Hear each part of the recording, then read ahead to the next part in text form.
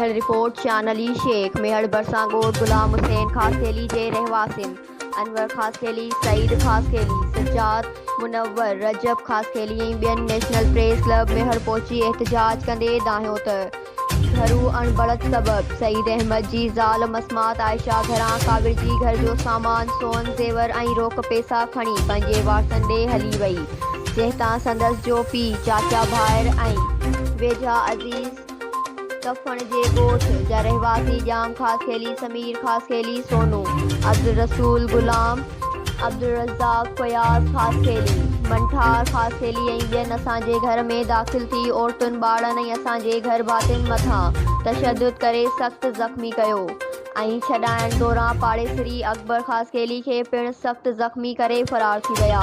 हुननि चयो त असां मेहर ए सेक्शन थाणे ते केस दाख़िल करायो आहे, पर पुलिस का बि कार्रवाई नथी करे ऐं न वरी जवाबदार गिरफ़्तार कया आहिनि। जवाबदार बाअसर आहिनि जेके असांखे मुख़्तलिफ़ क़िस्मनि जूं धमकियूं ॾेई रहिया आहिनि।